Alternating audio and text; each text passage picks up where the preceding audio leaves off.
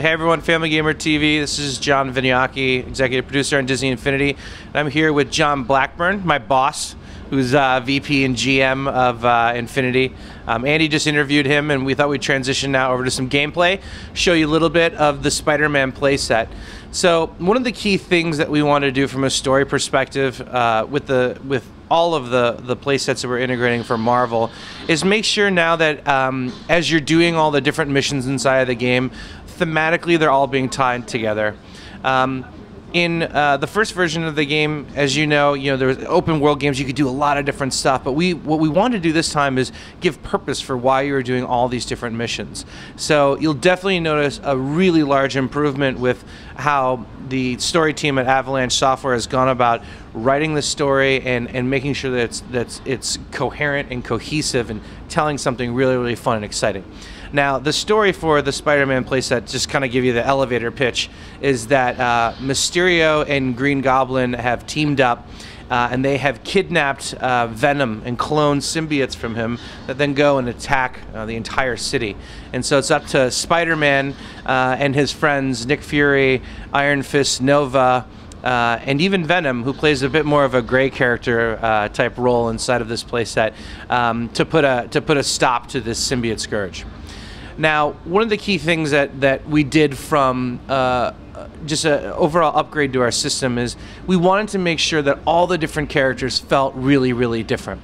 So, Spider-Man is one of two web slingers inside of the game. Venom, of course, is being the other web slinger.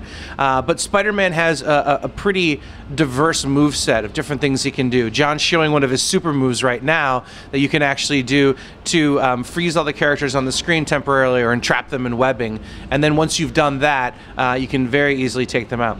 It's great for different boss fight scenarios and whatnot. So here is his block breaker move, where he actually grabs a piece of concrete from the ground, and then players can whip it around, choose the direction they throws it in. Now, one of the key things that we did that was what our fans had asked for was to make sure that you can upgrade the characters the way you want to. And so we've actually innovated an abilities and skill tree system into the game that allows players now to make choices about how their character behaves in game. So for example, if you want a Spider-Man that's really focused on web slinging, you can do that. Or if you want a Spider-Man that's really focused on having a lot of health and a lot of attack power, you can do that. Our hope is that players are actually going to have multiple versions of their favorite characters. They've leveled up in different ways that they can bring into different situations that you'll experience throughout the playsets as well as the toy box mode. So that's a little bit of Spider-Man specifically, but maybe now if we could put a different character like Iron Fist or Nick Fury from the Spider-Man playset and show you a little bit about how different each of these characters are. And I think that that's something that's really going to be fun when you're playing multiplayer with your family. I mean, whether it's gamer dads and their kids, or gamer moms and their kids, or people playing together. Something that's so fun about having these diverse move sets is just how different each character behaves in all these different situations. And teaming up with your friends is going to be more important than ever. If you're a fan of Infinity, you know that multiplayer is really where this game shines. And with Infinity 2.0, it's certainly no exception. I mean, so you've got one character swinging around as Spider-Man, then your friend can come in as Venom or as Iron Fist, and also wreak havoc and do damage inside of the environment, which is a lot of fun.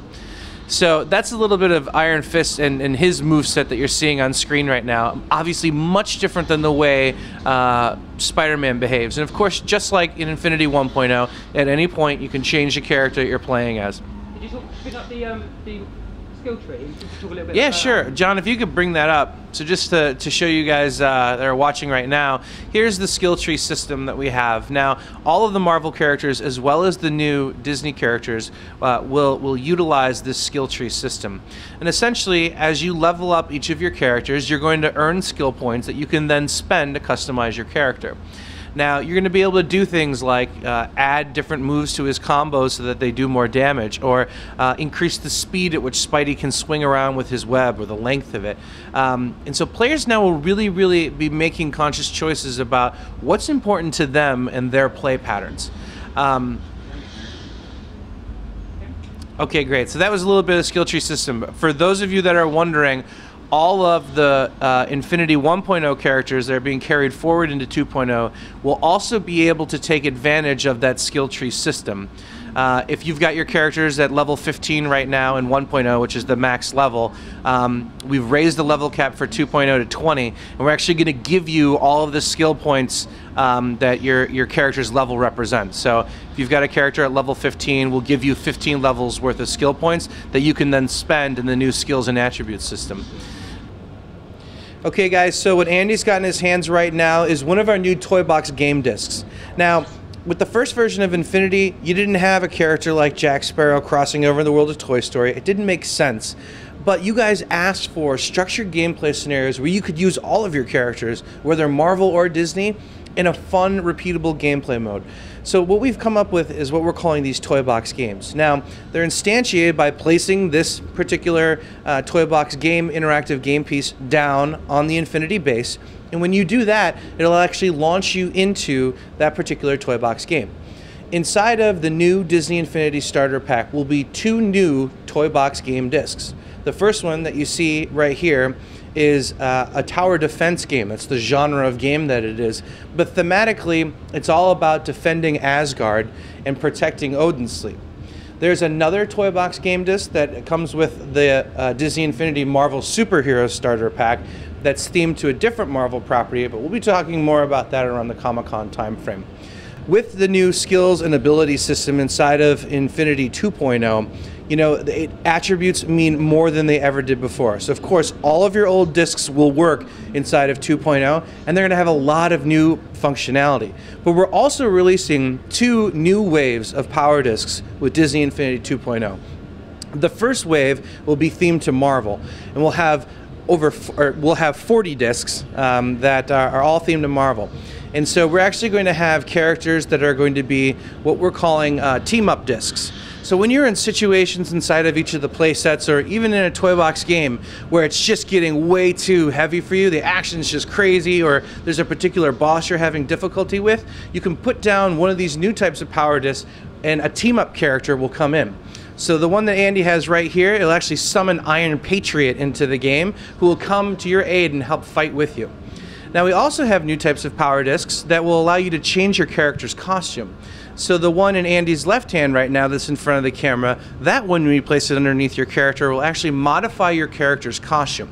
So we have those not only for the Marvel characters, but also for the Disney characters as well. We try that now. Yeah. So inside of each of the Marvel playsets, it's important to note that as you progress through them, you're actually going to be finding specific tokens that will allow you to bring in characters from other playsets to play. And those particular crossover characters that we have will have exclusive content inside of those playsets based on why they're there inside of the world. Is that another one? Now that particular one will change Captain America's costume, but if you put it under Iron Man right now, it still has functionality inside the game. It will still give Iron Man a stat boost, but the trick here is to marry the particular power disc with the character that it represents in order to get that costume change. Any other costumes? We have lots of other costumes. So at our announce event, we showed our Grey Hulk. We've got Iron Man, several variants of his armor, but it's also important to note for your audience that we also have costume change discs for the Disney characters as well, which I think a lot of Disney fans are going to be very excited about. Now, I mentioned 2 different waves, remember, 40 Marvel discs, and then we're going to have 40 new Disney discs as well. And both the Marvel and Disney discs will have costume changes and team-ups and brand new environments and ways you can customize your toy box in a variety of different ways. So Disney Infinity Marvel Superheroes is out this fall, and thanks for coming by, Andy, and thanks for everyone at FGTV for watching this.